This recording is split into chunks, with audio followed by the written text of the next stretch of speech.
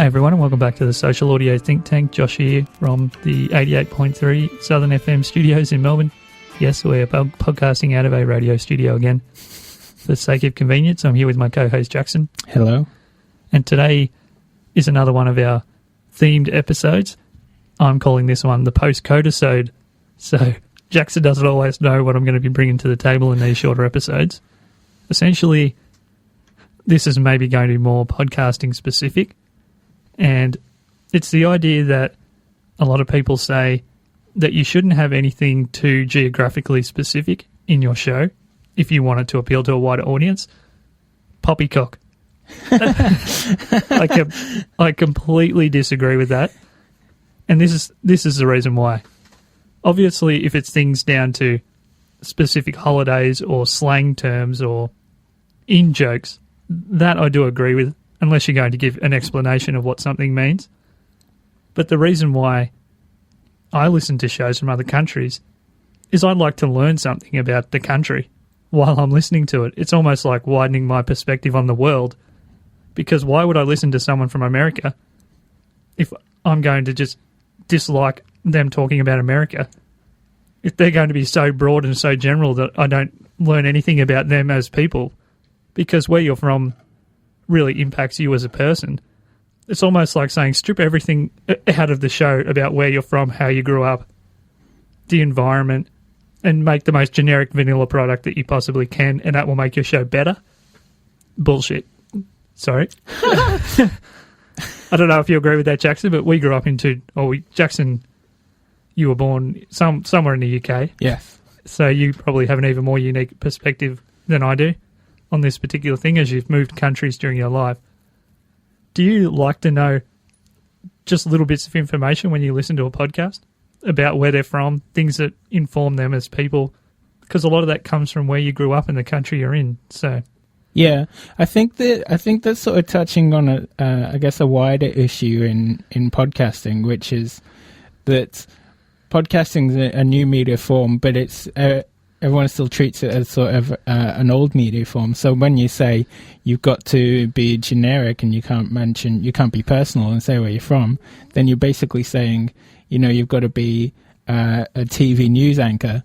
And that's not what podcasting is. Podcasting is super personal. You've got to put yourself in it. Yeah. And I know there's different countries out there, and I'll relate it back to the US, I guess, as an example, because they've got most of the bigger shows and a huge proportion of the downloads come from that particular country. There's different places in Europe and other countries where maybe the American vibe of that type of person, a very confident, gregarious type of attitude, they're comfortable selling themselves and products and all that sort of stuff, might upset someone. But if you've got 99.9% of your downloads coming from Australia, the UK, and the United States or North America, and 0.02.53% of those downloads coming from one country in Europe where maybe they don't like that, why would you change? Like, you've got to, I think the proportion or the larger proportion of your audience has to come into the equation somewhere. That why would you change your show for a tiny number of people? Yeah, I really agree that it's all about you and having a personal connection, and you're not going to get that if you're basically taking yourself out of the equation. Yeah. And I don't know, maybe it's a touchy subject and it's a little bit...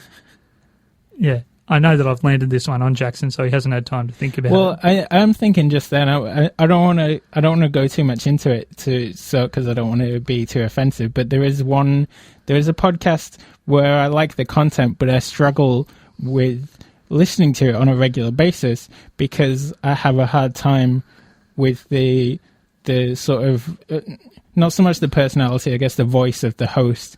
I'm not going to say who it is because I really like the host and I really like the podcast and I don't want to offend them. And it's not that they're bad. It's just, it's so different to say maybe how I would host it. I guess I'm very much more low key, and the host of this podcast is not low key whatsoever.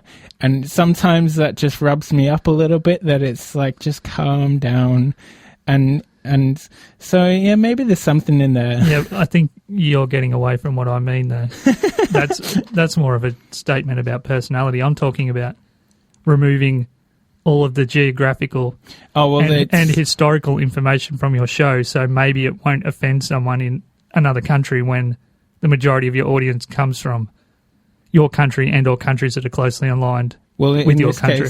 In this case, the person I'm talking about, the personality is very geographically aligned. It's American, basically. It's a very American voice. Yeah, but it's still not what I'm really getting at, I don't think. What I'm saying is not mentioning street names, places. Oh, yeah.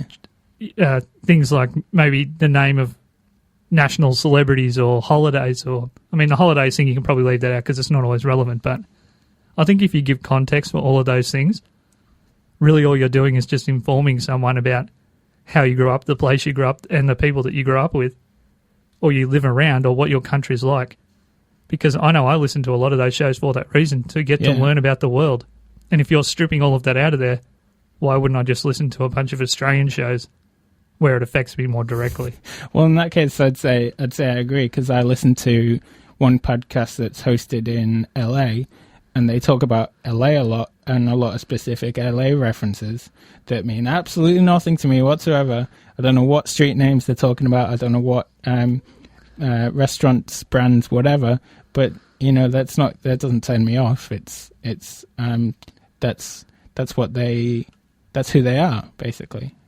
And I think one show that's an Australian show that really gives credence to my argument, at least, is one of the more popular Australian shows, which is TOFOP, or FOFOP at the moment. I'm not sure which way around it is at the moment, by Will Anderson, a famous Australian comedian who is living in Los Angeles.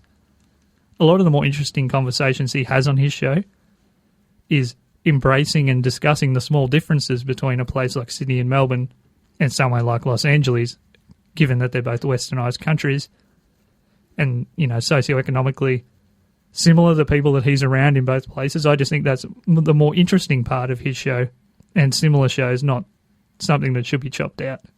I will say there's an Australian podcast, I Love Green Guide Letters, hosted by Steele Saunders, and he references Balaclava and St Kilda and Carlisle Street, and those are all places I recognise, and that is stuff that never gets mentioned. The other one is, I guess, Sunday Night Saffron. He mentions Carlisle Street a lot, and that's such a local touchstone for me. I really enjoy that there is that localness to it, and that's local to me. But then also on the other side, it doesn't bother me when I don't recognise that, and I can't say, "Hey, I've been there." Yeah. I don't know, I just think that it adds to the international flavour of podcasting and or internet radio or whatever you're doing that's creative in the world of audio, to leave some of that stuff in there. And if we use the podcast about podcasting genre as an example, there's some particular shows, and they're all very good. Like, I actually listen to most of those shows and I like them all for different reasons. Some of the guys chop out everything that could be seen as being local or too specific to America particularly. And then there's a show like Music Radio Creative from the UK, where part of the reason why that is one of the best shows in that genre is that they talk about where they're from, beautiful things about their country, different cities and towns that you don't often hear mentioned, and they're all within the one scope of show, so there's no real agreement out there as to what you're meant to do.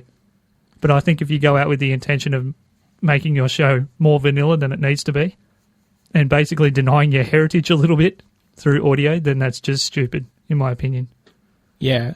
No, I agree, but I was just thinking then, I think there's probably, like you said earlier, there's a line between being local and your heritage, and then the sort of in-jokes thing. So you've got to be careful not to overdo it. Yeah, different topic altogether, though, to what I'm talking about. Yeah. Yeah. Cool. So I think that's a good way to round up that conversation. I think we're kind of on the same page there. And the reason why we had these shorter episodes where we kind of half debate something, maybe not quite as controversial, quote unquote, as the debates we have in our normal full-length shows towards the end of those episodes. But these ones are about just discussing something that might be a bit of a truth or a myth or whatever it is, and Jackson and I won't always agree, as with today, that we're probably not quite on the same page there. So Thanks for listening, everyone. You can go to socialaudioThinkTank.com and find all the links where to get the show, and or search Social Audio Think Tank in iTunes and Stitcher. Radio Jackson, I'll see you later, bud. Thanks very much.